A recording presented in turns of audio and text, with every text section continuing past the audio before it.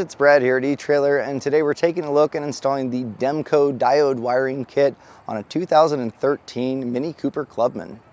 Diode wiring will give you the light signals from your RV to the taillights on your towed vehicle. So you've probably seen magnetic tow lights before. You're essentially doing the same thing, but those lights go into your factory lights, so it keeps it nice and clean. It also makes it plug and play whenever you're ready to flat tow, no lights to store or have to plug in, which is really great. Now it does splice into your factory taillights, but overall it's not too bad to do. And this kit comes with the umbilical to be able to plug from the 7-way to the 6-pole, which is also included, and that way you can get all of your light functions. This kit will get your light functions working properly and you won't need anything else, and some braking systems will actually require tapping into diode wiring, so definitely a great option. Today we have a Blue Ox Patriot portable braking system, so it's not as crucial to tap into that, but you still get a really clean look with diodes, and overall it's not that hard of an installation to do. The included umbilical is going to be a coiled style, which is really nice. It allows it to stretch, and it's also going to keep it off the ground from dragging. So you'll have your 7-way plugged in on your RV, and then it's going to go to a metal 6-pole from Pollock, which is a nice addition. A lot of 6-poles are going to be plastic, and for something that lives on the front of your vehicle, it's nice to have something that's going to be a little bit more robust. When flat towing any car, including a Mini Cooper, there's going to be 5 main components that are going to be required to safely do it. And the first one's going to be on the vehicle side. The base plate attaches structurally to the vehicle, to the frame, and that's going to become the mounting point for the rest of your components, and mostly your tow bar, which is going to tow the vehicle down the road. Tow bar is going to be that connection point between the base plate and the hitch on the RV. Now, going along with that base plate is safety chain loop attachments. So just like pulling a trailer, we have our safety cables that'll go from the base plate to the hitch on the RV. We also have a supplemental braking system, which is going to slow and stop the vehicle as you apply the brakes on the RV. And in case of a catastrophic disconnect, you have a breakaway switch. If this cable's pulled, it's going to apply the brakes, and that way it's not rolling down the highway. The vehicle is going to come to a stop. Now we also have diode wiring or tow bar wiring, and this is going to transmit the light signals and possibly a 12-volt charge line from the 7-pole on your RV to the 6-pole on your towed vehicle, and eventually to your taillights to give you your running lights, turn signals, and brake lights, keeping you safe and legal. Installation is not that hard to do. The hardest part is really just running wires from the front of the vehicle to the back with your taillights and making sure that it's cleanly done. This vehicle is actually fairly easy to gain access to the wires, but you do have to do it a little bit different than traditional vehicles. But again, none of it's terribly hard to do, and I'm going to walk you through all the steps, take out a lot of the guesswork for you. So if this is something that you're going to be doing on your own, watch the video and you'll have your diodes installed in no time. But if this is something that's maybe beyond your scope, you don't want to do it, you don't have the place or tools to do it, that's totally fine. You can use our dealer locator to find someone close to you to get it installed. But as far as the video goes, take a look and see if this is something you're willing to tackle. To get our diodes installed, I highly recommend doing it at the same time you're doing your base plate. That's going to allow you to run these wires nice and clean.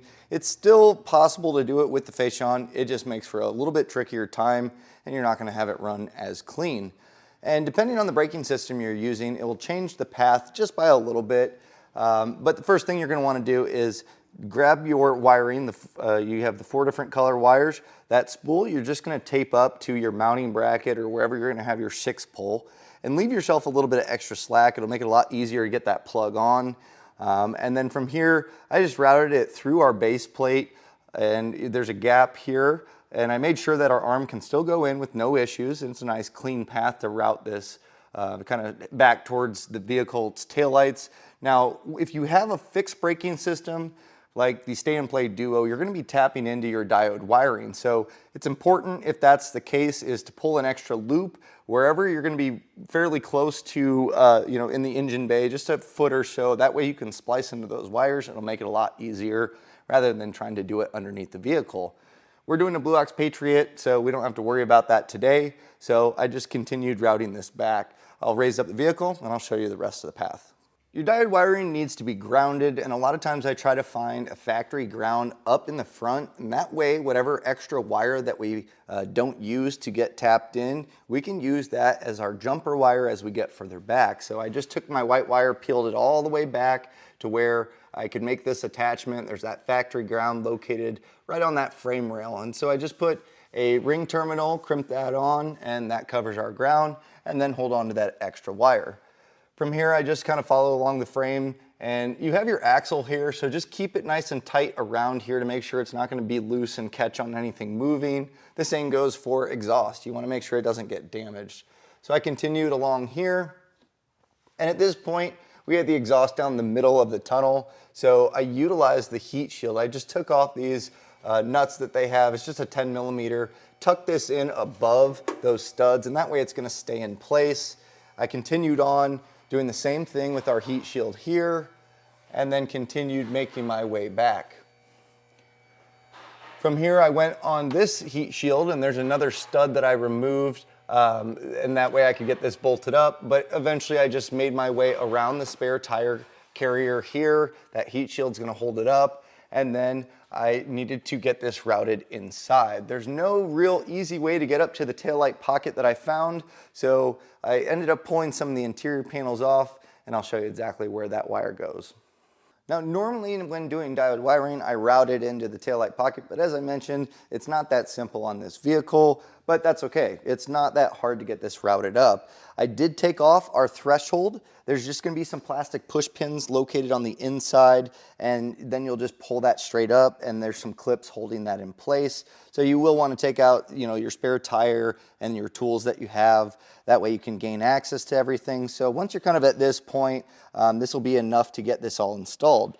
The grommet that I passed it up through, there's this small rubber one. I just cut out the center, and eventually I'll go back with some RTV silicone and seal that up. But to get the wires ran through here, you can use a pull wire method. So I use an airline tube, but really if you have any wire or anything that you can feed down and tape the wires up, you can then pull that up, making it nice and easy.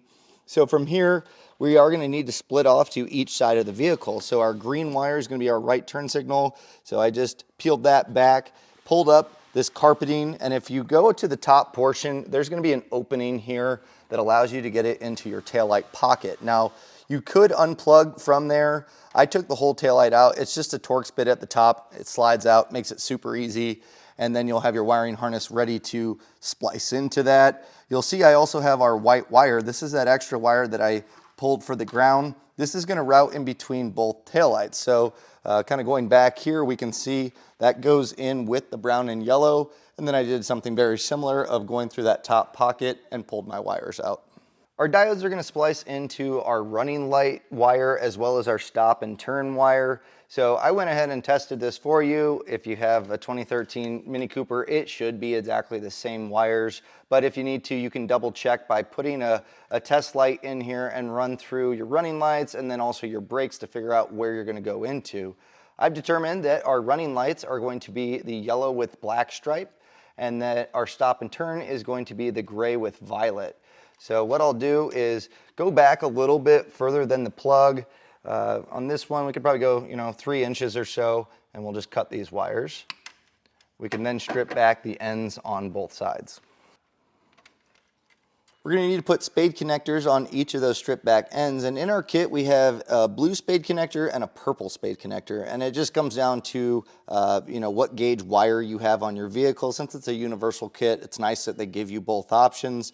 On our small wires today, I think our purple is going to work great, so we'll place our spade connector on, and then we'll crimp that down. And with any connection, I always recommend after you make the crimp, just give it a quick tug, make sure that it's on there properly. And with that on there, we'll just continue with the remaining 3. With those spade connectors attached, we can grab our diodes, and you'll see that we have 2 in and 1 out. The out is going to go towards our plug, so we'll take 1 diode and put it on the yellow and black, and 1 on the violet and gray.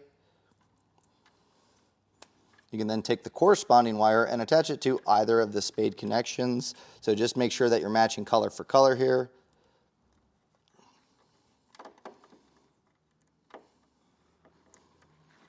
And then we just need to make our attachments to these spade connectors, and those are going to be the wires that we pulled up. But because we're jumping into you know, our ground wire that we use, that extra, that's going to tap into the brown so we can jump it over. So it's important that we make a connection with a jumper because our spade connectors aren't going to be large enough diameter for us to get both wires in. So I have plenty of excess here. I'm going to go ahead, I'm going to cut all of my wires back.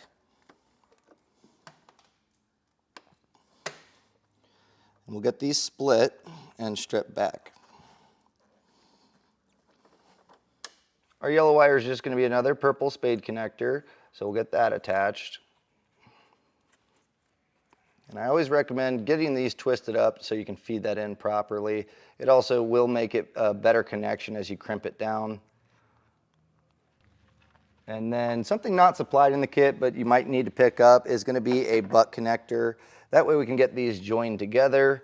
And we cut off that extra white wire, so we'll be using that to create our jumper. So we'll first twist our brown and white together and attach that with a butt connector. I'm using a heat shrink butt connector. This wiring is going to live inside the vehicle, so it's not as crucial, but if you're making any connections on your flat toe that's in the engine bay or underneath the vehicle, anything that can be exposed to potential moisture, you might want to take a look at some heat shrink butt connectors, because once you crimp them down, you can heat it up. It's going to seal that all up, creating a watertight connection.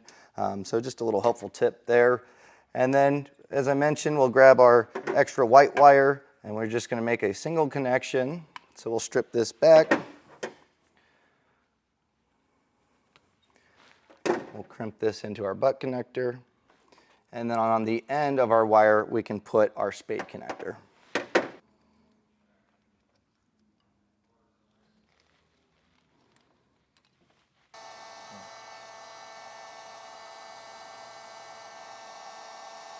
And now we'll make our connections onto our diodes. So our yellow is going to be our turn signal, which is going to go to our violet and gray. And then our running light is the yellow with black. So we'll take our jumper wire that we created and get that put in place. Now, something I like to do just to kind of give it a little bit of added protection, you know, as you put your taillight back in place, sometimes these can get loose. I like to take a zip tie and zip tie the wire bundle back and then take electrical tape and create essentially a wire strain to where it can't really go anywhere. It's going to help protect this. So I'll get this all wrapped up. So with that all taped up, we can get this plugged back in and then put our taillight back in place. Now, as I routed my wires over, once I determined that I had enough slack to tap into our passenger light, I just zip tied this up. Our threshold is going to go back and protect this. So there is a wire under here that I zip tied up to make sure that it holds that in place. And as far as attaching on the passenger side, it's going to be very similar. Our running light is going to be yellow and black still, but our stop and turn is going to be gray with black. So instead of that violet and purple, we'll be using that. And something I noticed is I ran out of purple connectors, and the purple connectors I would definitely use for the factory. Unfortunately, I ran out, and the blue, use those for the wires that you pulled up. They're a little larger gauge, and it makes a little bit more sense. That way it's nice and evenly dispersed. But on this one, I just ended up doubling the wire over, and that's a great way to do it as well. So with this attached, we'll just get this all taped up, get our taillight put back in, and then we can attach our 6-pole. Attaching to your 6-pole, you can do this now, but the way that this base plate kind of fits with the vehicle, these prongs are going to stick out past the grill, and instead of getting this mounted up and cutting all of this out, we might get away with a little bit cleaner of a cut. So I'm going to wait until I get my fascia on. This will slide back. That's why it's also important to have that extra slack here. But something you might want to do is take some wire loom and just clean up your wires. It'll just give it a little cleaner look. So once we get this fascia on and trimmed out, I'll show you how exactly to connect to that plug. With our fascia put back in place, you do want to make sure there's going to have the boot behind here, so make sure you have clearance to be able to get that in place. And as far as attaching the wires, it's really easy. You're just going to follow, you'll see these molded letters. They're going to go and point exactly where these need to go. So first thing, grab your boot, slide this back on the wires. And if you do have the fascia in place, I just pulled a little bit of extra wire loom so we can tuck that in, make it nice and clean. But all of these are going to be attached with a small flathead screwdriver. So our center tall one here is if you have a charge line. We don't have one on our vehicle today. So we'll go to our 12 o'clock position, and it says TM with an arrow. That's tail marker. So that's going to be our running light, which is brown. So we'll just loosen this up, and as you loosen it, make sure you don't take it out all the way. You just want to back it out enough to where you can feed the wire in. And if you strip back about, well, 3/8 of an inch, maybe 1/4 inch, about like what I have here, that's going to be enough to get in place and get this tightened down, but not have any real exposed wires. So with that, I'll just tighten this down. You don't need to get crazy. You don't need to damage the ends of the wire, just enough to where it should be snug enough to hold this, so that should be fine. And then I'll just continue on. So our next one is GD, which is ground. That's going to be our white wire.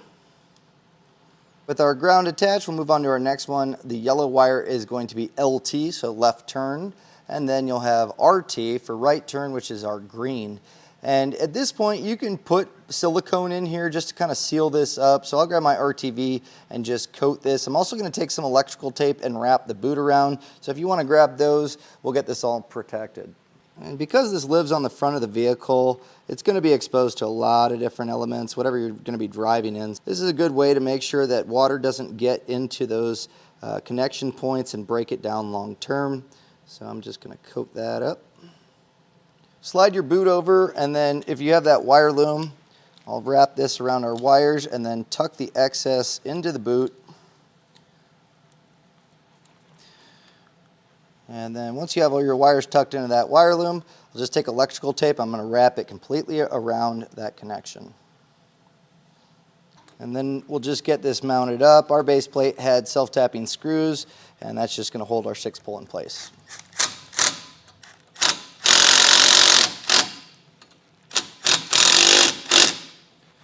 Now we have it officially installed, but before we hit the road, we obviously want to make sure that we're going to be safe and legal out there. So we're going to test this. So grab your umbilical, and we're going to be using a test box. You can use your RV, hook it up to the 7-pole, and you're going to want to have someone run through the light signals and check it on the towed vehicle to make sure that it's mimicking the RV. So running through our signals, make sure you check your running lights, and then you're going to want to check your brake lights. They should illuminate brighter than the running lights. From there, we'll do each turn signal. So we'll go with our left and then our right. Once you tested everything and you've determined that it's working properly, you've officially installed your Demco diode wiring on your 2013 Mini Cooper Clubman.